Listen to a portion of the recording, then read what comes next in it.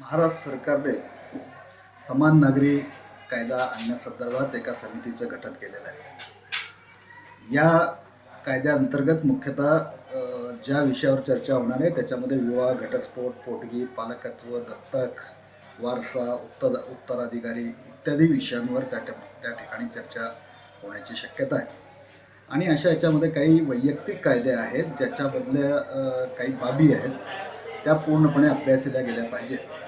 आणि हे करत असताना जी असमानता आहे ती दूर करण्याच्या दृष्टीनं प्रयत्न केले जाण्याची शक्यता आहे। याच्यामध्ये सरकारने जो मसुदा प्रकाशित केलेला आहे त्याच्यामध्ये म्हणलेलं आहे की जे वैयक्तिक कायदे आहेत त्यामुळे याला कसल्याही प्रकारचा धक्का न लावता समान नागरी कायदा या ठिकाणी अंमलात आणला जाईल। या ठिकाणी प्रश्न निर्माण होतो की समान नागरी कायदा करत असताना धार्मिक समानतेचा प्रश्न आहे की स्त्री पुरुष समानतेचा प्रश्न आहे। मुळात हा प्रश्न ज्या वेळेला विधानसभेमध्ये चर्चेला आला त्यावेळेला नाशिक येथील तिहेरी तलाकच्या संदर्भातील चर्चा झाली, काही मुस्लिम अल्पसंख्याकांच्या प्रश्नाबद्दल चर्चा झाली आणि मग त्याच्यातून उत्तर देताना गृहराज्यमंत्र्यांनी सांगितलं की मुख्यमंत्री महोदयांनी हा कायदा लवकरच आणण्यासंदर्भात सूचित केलेला आहे आणि तो आणला जाणार आहे। जर अशी परिस्थिती असेल की त्या ठिकाणी काही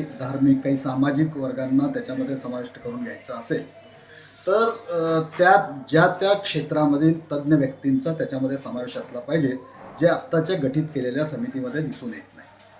दुसरं, मार्क्सवादी कम्युनिस्ट पक्षाची भूमिका अगदी सुरुवातीपासून अशी राहिलेली आहे की याच्यामध्ये लिंगभेद संपुष्टात आणण्याच्या दृष्टीने प्रयत्न झाला पाहिजे, लिंग समानता याच्यामध्ये आली पाहिजे आणि त्या दृष्टीनं महिलांचे सुद्धा तज्ज्ञ आणि अभ्यासू व्यक्ती त्याच्यामध्ये त्या कमिटीमध्ये असले पाहिजेत। या दोन्ही गोष्टींचा विचार करता मार्क्सवादी कम्युनिस्ट पक्षाची मागणी अशी आहे, ताबडतोबीने आत्ता महाराष्ट्र सरकारने जी समिती गठीत केलेली आहे त्याच्यामध्ये सामाजिक पातळीवरील जे तज्ज्ञ आणि अभ्यासू व्यक्ती आहेत आणि त्याचबरोबरीनं महिलांचे जे तज्ज्ञ आणि अभ्यासू आहेत या दोघांचाही त्याच्यामध्ये जर समावेश झाला तर हा कायदा ज्या उद्देशानं आपण आणणार आहोत ते उद्दिष्टाची पूर्तता करू शकतो अशी आमची आग्रही मागणी आहे।